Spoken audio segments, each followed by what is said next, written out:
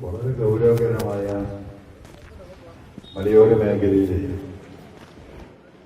കർഷകർ നിത്യവും നേരിടുന്ന ഒട്ടനവധി വിഷയങ്ങൾ നാട് ഭരിക്കുന്ന ഭരണാധികാരികളിൽ നിന്ന് ഒരു നീതിയും ലഭ്യമാകില്ല എന്ന അനുഭവങ്ങൾ സാക്ഷ്യപ്പെടുത്തിയപ്പോഴാണ് ഇന്ത്യയിൽ ഏറ്റവും കൂടുതൽ രാഷ്ട്രീയ അതിപ്രസരമുള്ള ഒരു സംസ്ഥാനത്ത് രാഷ്ട്രീയത്തിന് അതീതമായി ഈ കർഷകരെ രക്ഷപ്പെടുത്തിയെടുക്കാൻ കാസർഗോഡ് തൊട്ട് തിരുവനന്തപുരം വരെയുള്ള മലയോര മേഖലയിലെ 112ഓളം വരുന്ന കർഷക സംഘങ്ങളുടെ പ്രതിനിധികളാണ്, നേതാക്കളാണ് ഇന്നിവിടെ എത്തിച്ചേർന്നിട്ടുള്ളത്.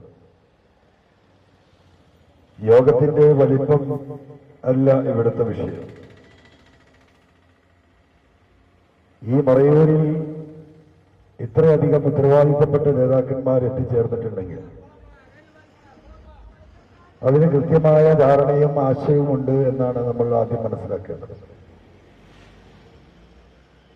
ഇവിടെ ഈ മറയൂരിലെ ഇടുക്കിയിലെ വിഷയങ്ങൾ പ്രത്യേകമായി ചർച്ച ചെയ്യണമെന്ന തീരുമാനത്തിന്റെ അടിസ്ഥാനത്തിലാണ് ഈ നേതാക്കളൊക്കെ ഇവിടെ എത്തിച്ചേർന്നിട്ടുള്ളത്. ഇതൊരു ഹാളിലിരുന്ന് ചർച്ച ചെയ്യേണ്ട വിഷയമാണ് യഥാർത്ഥത്തിൽ. പക്ഷേ ഹാളിലിരുന്ന് ചർച്ച ചെയ്യുന്നതോടൊപ്പം പൊതുസമൂഹത്തിന് മുന്നിൽ ഇതുകൂടി ചർച്ചയാക്കണമെന്ന ഉദ്ദേശത്തോടു കൂടിയാണ് മറയൂരിലെ കർഷകര് ഇങ്ങനെ ചെറിയൊരു പ്രഭാഷണം ഇവിടെ സംഘടിപ്പിക്കണമെന്ന് തീരുമാനിച്ചു. വിഷയത്തിന്റെ ഗൗരവം ഞാൻ പറയാതെ തന്നെ നിങ്ങൾക്ക് എല്ലാവർക്കും അറിയാം. ഇവിടെ ആയിരങ്ങൾ തടിച്ചുകൂടാത്തതിൽ എല്ലാവർക്കും ചെറിയ വിഷമമുണ്ട്. ഒരു വിഷമിക്കേണ്ട കാര്യം അതിലില്ല. ഇവിടെ ആയിരങ്ങൾക്ക് തടിച്ചുകൂടാൻ കഴിയില്ല. അതൊരു വസ്തുതയാണ്. കാരണം ഈ ഗവൺമെന്റിന്റെ ചെയ്തികൾക്കെതിരെ പ്രതിഷേധിക്കുന്ന എല്ലാ പ്രതിഷേധ യോഗങ്ങളും അതിൽ ആളുകൾ പങ്കെടുക്കാതിരിക്കാൻ കേരളത്തിൽ അങ്ങോളം ഇങ്ങോളം വലിയ ശ്രമം നടത്തിക്കൊണ്ടിരിക്കുന്ന ഒരു പാർട്ടി തന്നെയാണ് ഈ നാടും ഭരിക്കുന്നത്. മാത്രമല്ല, കേരളത്തിൽ നിന്ന് വളരെ വ്യത്യസ്തമായി സാധാരണക്കാരും തൊഴിലാളികളുമായ ഏറ്റവും കൂടുതൽ ആളുകൾ തിങ്ങിപ്പാർക്കുന്ന പ്രദേശമാണ് ഇടുക്കി എന്ന് പറയുന്നത്. സ്വാഭാവികമായും സർക്കാരിന്റെ സഹായമില്ലാതെ ജീവിതത്തിന്റെ രണ്ടറ്റം മുട്ടിക്കാൻ വേണ്ടി പ്രയാസപ്പെടുന്നവരാണ് ഈ നാട്ടിലെ 90% വരുന്ന തൊഴിലാളികൾ.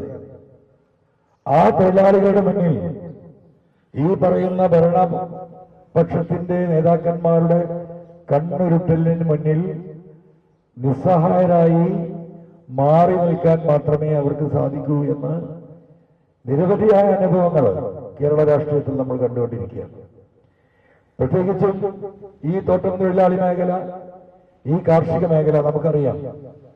ഇവിടെ ഞങ്ങൾ ഒരുമിച്ച് കൂടിയിരിക്കുന്നത് വനം, വന്യജീവി, ഫോറസ്റ്റുമായി ബന്ധപ്പെട്ട വിഷയങ്ങൾ, ഫോറസ്റ്റ് ഉദ്യോഗസ്ഥന്മാർ നടത്തിക്കൊണ്ടിരിക്കുന്ന പച്ചയായ നിയമലംഘനങ്ങളും ഗുണ്ടായിസവും, വീട്ടിൽ കിടന്നുറങ്ങാൻ കഴിയാത്ത വിധം കർഷകരെ ദ്രോഹിക്കുന്ന ഫോറസ്റ്റ് ഉദ്യോഗസ്ഥന്മാരുടെ നിലപാടുകൾ, ഈ വിഷയങ്ങൾ മൊത്തം ഇവിടെ ചർച്ച ചെയ്യപ്പെടുകയാണ്.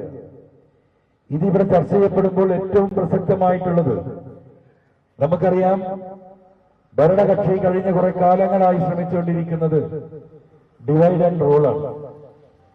ബ്രിട്ടീഷുകാർ ഈ രാജ്യത്ത് പ്രാക്ടീസ് ചെയ്ത് വിജയിച്ച ഡിവൈഡ് ആൻഡ് റൂള് ഈ കാർഷിക മേഖലയിലും അവർ നിരന്തരമായി നടത്തിക്കൊണ്ടിരിക്കുകയാണ്. അതുകൊണ്ട് തന്നെ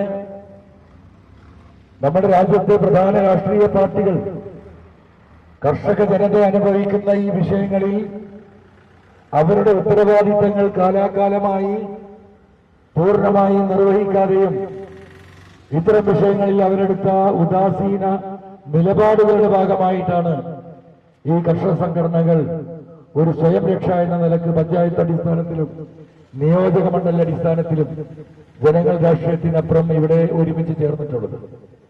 അതുകൊണ്ട് തന്നെ ഇവർ ഒരുമിക്കുക എന്ന് പറയുന്നത് കേരളത്തിലെ മുഖ്യധാരാ രാഷ്ട്രീയ പാർട്ടികൾ പ്രത്യേകിച്ച് ഭരണകക്ഷിയിലെ രാഷ്ട്രീയ പാർട്ടികൾ അവരെ സംബന്ധിച്ച് അചിന്തനീയമാണ്.